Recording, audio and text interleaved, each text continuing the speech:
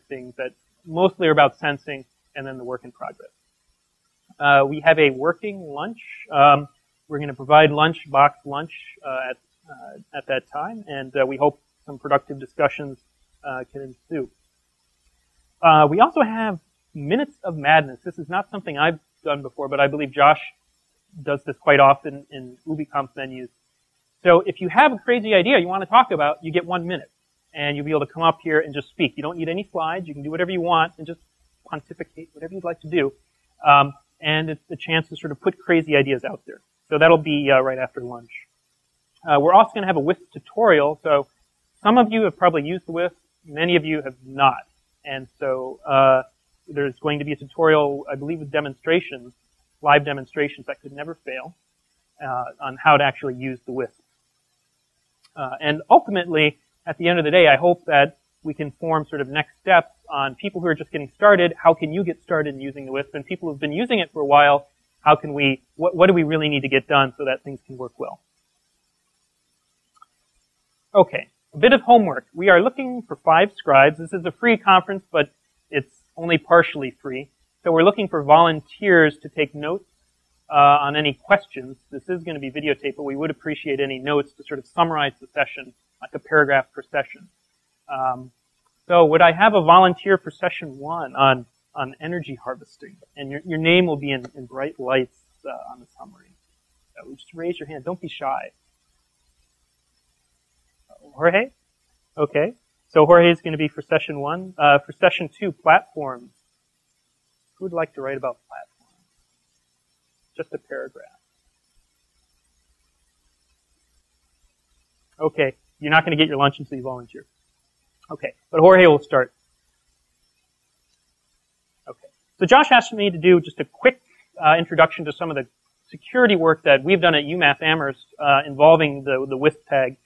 So I'm going to begin with this early work that we did in 2007, where we were surprised that there really was no crypto available on UHF tags. So we used the WISP to just test to see if we could actually do something as simple as a symmetric cipher like RC5. At the time, this was not possible. And the reason why it was hard is, remember, this is a programmable tag. This is not one of these special purpose silicon tags like a MyFair, DesFire kind of thing. This is much more power hungry. So it was challenging to fit in the execution of the RC5 code. Yeah, in this little slice there. Thanks, Manfred. This is his laser pointer, I think. So here you can see the WISP charging up. Once we reach a working voltage, we're able to quickly do computation, that's RC5, send a response, but then we quickly lose energy. And so that was our prototype. So that was just about getting some simple crypto to work on a tag, because it's sort of a building block for most protocols. And RC5 lends itself well to these very constrained applications. Our second project we worked on was, well, you know, adding circuitry to an RFID tag takes power. It also costs money. So what if we could reuse existing circuitry on the WISP? So Dan Holcomb in the back, who's monitoring our video system, actually, this is his work. That was published at RFID Security Workshop in 2007 and also in IEEE Transactions on Computers this year. And he did 2 things. He figured out how to use basically uninitialized SRAM memory on the WISP to do 2 things. To identify the tag and also to generate truly random numbers. And I don't have time to go into the details. You're welcome to read the paper. But essentially, when a bit of memory comes up from being powered up, it tends to be in one of 2 states, a 1 or a 0. And whether it's a 1 or a 0 depends upon certain sort of random processes actually related to things in manufacturing time. And we're able to actually figure out which bits tend to flip between 0 and 1 almost randomly, and which bits tend to be static. So we can use those static bits to use as sort of a pseudo-identifier. And then we can use the bits that tend to flip over between 0 and 1 to generate true randomness. And this way we don't have to add any special purpose circuitry to get it done. We're able to get about 0.05 bits of true randomness per bit of SRAM. So you can get a 128-bit key on a WISP fairly easily. A more colorful project that we worked on, a number of my students are here today, Ben Ransford and Shane Clark worked on this project, was using the WISP to test a prototype for security on an implantable medical device. So we had analyzed the security of a pacemaker and implantable defibrillator and found that it was not too secure, and we wanted to know, well, how hard would it be to secure? It turns out power and energy is a pretty big constraint when it's in the body. When you lose power, you need surgery to replace it. So we prototyped a defense system using the WISP. And again, I don't have time for details, but we weren't able to get a cadaver, unfortunately. No one volunteered from my research group. But we did embed it in some chuck beef and bacon, and we were still able to harvest enough energy for the WISP in order to get it to do things like audible alerts and actually perform this challenge response cryptographic protocol. I think Ben might be showing the video later. But I'll briefly talk about a couple future directions for what I think might be interesting to do if you're in the crypto area and want to work with the WISP. One is side channel analysis. I think the WISP, sorry Josh, is going to be ripe for attack. If you're going to be implementing crypto on the WISP, it's basically opening it up so that an adversary can peek in at partial computations of your crypto. So I suspect it's going to be relatively easy to attack. Mitigating those risks is going to be pretty challenging. The second, and I think the biggest thing that the WISP, and one of the main reasons we even use the WISP at all, is because all these protocols are being proposed in the RFID security circles without any evaluation. There'd be a protocol, but we don't know if it would perform fast enough. The WISP allows us to do that.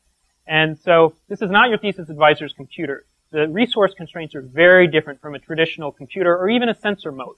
So if you think about the balance between radio, storage, computation, they all have different energy constraints.